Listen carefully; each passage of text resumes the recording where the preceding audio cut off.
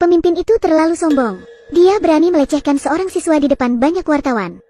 Lelaki parubaya itu terus menggoda siswanya. "Halo, cantik. Apakah kamu mau menjadi kekasih saya?" Siswa itu terlihat takut untuk melawan. Di sana tidak ada orang yang berani menghentikan sikap pemimpin itu. Dia terus merayu siswa itu. Lelaki parubaya itu menyukai Gayam. Sangat menyukainya. Tiba-tiba, terdengar suara berdecak keras dari seseorang wanita.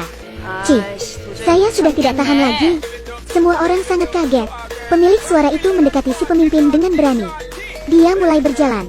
Dia melangkah dengan penuh keberanian. Dia terus berjalan. Para pemimpin di sana saling melindungi. Tetapi, wanita itu tersenyum sinis. "Bagaimana rasanya tubuhmu dipegang oleh orang lain?" Pemimpin itu merasa dipermalukan di depan umum. Kejadian ini terlihat sangat memalukan. "Saya tidak mau mengambil keuntungan, karena Anda tidak dapat memberikannya."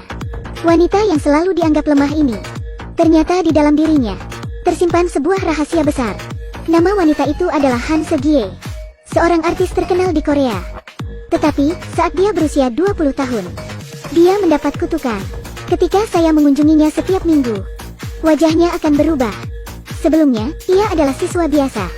Setiap kali mencuci muka, wajahnya selalu berubah. Perubahan wajah yang dialaminya tidak melihat usia muda atau tua, tidak melihat jenis kelamin, bahkan di luar batas logika manusia. Karena wajahnya sering berubah-ubah, hal-hal yang memalukan selalu muncul satu persatu. Saat itu, Se-gye berjalan di atas karpet merah untuk menerima penghargaan. Tiba-tiba, dia merasakan sesuatu yang aneh. Wajahnya akan berubah dalam sekejap. Perubahan itu hampir disaksikan banyak orang. Dia sangat panik. Dia langsung berlari menuju mobilnya. Tepat saat masuk mobil, dirinya berubah menjadi laki-laki besar. Ratu Oscar kami pun menghilang begitu saja. Suara raungan tangisan ini sedikit menjelaskan, hanya sedikit, seperti tangisan kemarahan. Ya, tangisan yang tidak berarti. Beberapa hari kemudian, Se-gye mendapatkan kembali wajah aslinya sebagai wanita. Dia menyalakan televisinya untuk menonton berita. Namun, Se-gye justru melihat berita tentang dirinya. Berita itu berisi tentang Se-gye yang menghilang dari acara penghargaan. Hal yang lebih aneh adalah, wartawan mengintai rumah Se-gye. Dari sana ada seorang anak yang sering keluar masuk rumah. Lalu, media menyimpulkan, Se-gye bersembunyi dari dunia luar, karena dia memiliki seorang anak usia 8 tahun di rumahnya. Tetapi, mereka tidak tahu, sebenarnya, anak itu adalah Se-gye sendiri. Pada cerita berikutnya, ibu ini terlihat sangat marah. "Saya merasa anak saya membawa seorang artis wanita ke rumahnya tadi malam. Buka pintunya dan buktikan." Ternyata, anaknya, Do-jae, menyembunyikan seorang laki-laki di kamarnya.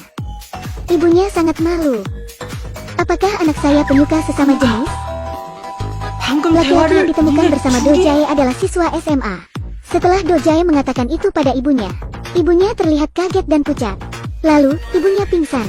Ibunya tidak tahu jika laki-laki SMA yang tadi dilihatnya sebenarnya adalah Se-gye. Awalnya, Do-jae selalu bertemu Se-gye 1 minggu dalam sebulan. Tubuh Se-gye selalu berubah saat bertemu Do-jae. Di detik ini, bisa saja dia menjadi seorang siswi. Dan di detik berikutnya, dia akan berubah lagi menjadi laki-laki botak. Tetapi, ibunya tidak mengetahui ini.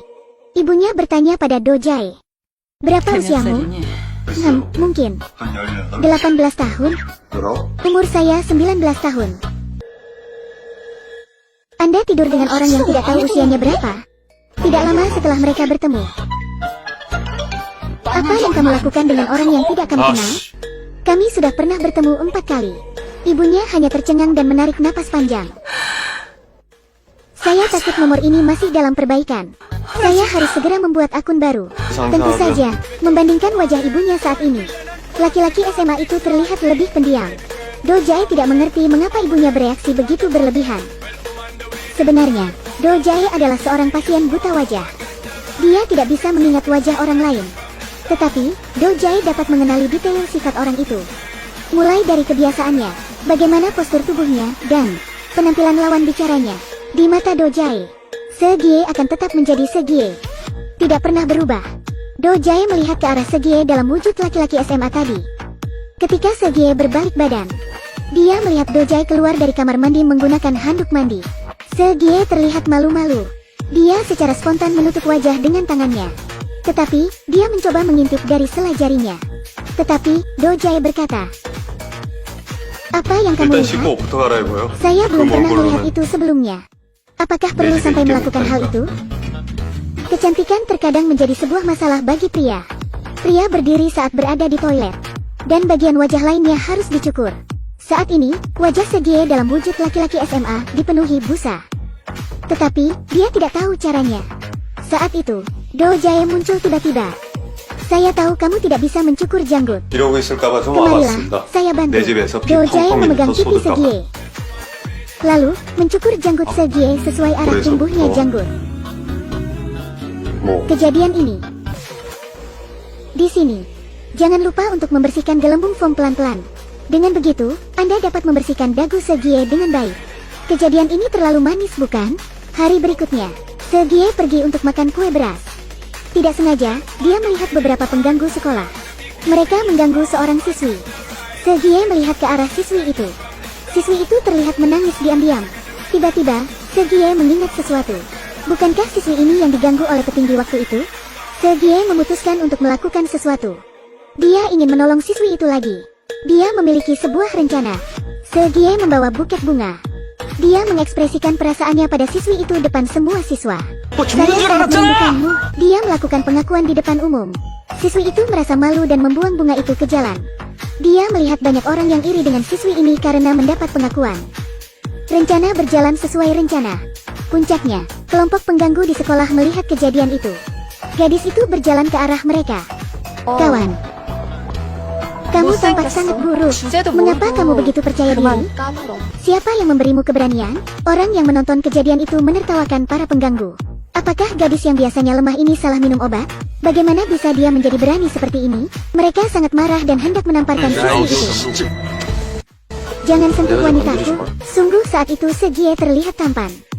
Sangat tampan. Konsekuensi yang diterima karena menolong siswi itu sangat kejam. Segie terus ditekan oleh pengganggu sekolah ini. Kemudian, dari kantornya, Do Jae menerima laporan. Segie versi lelaki SMA itu dibawa ke kantor polisi karena berkelahi. Tapi, di mana orang itu? Saya bertanya ini kepada Anda hanya untuk berjaga-jaga. Sudah berapa tahun Anda bekerja di sini? Segie menunggu Do Jae untuk datang ke kantor polisi. Apakah dia Segie?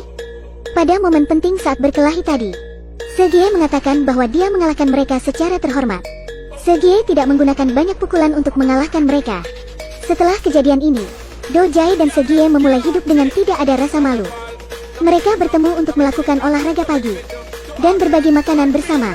Pada saat itu, Segie menunjuk sebuah keramik.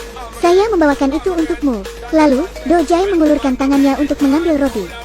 "Saya juga membawakan roti ini untukmu." Setelah sarapan, Segie mengikuti Do Jae ke bawah. Dia mengantarkan Do Jae berangkat kerja. Saat adegan ini, lihatlah saya sebagai anjing itu. Karena dia melambaikan tangan. Setelah itu, pada hari berikutnya, Segie bangun. Saat saya membuka mata. 잘 Selamat 잤어요. pagi. 처음으로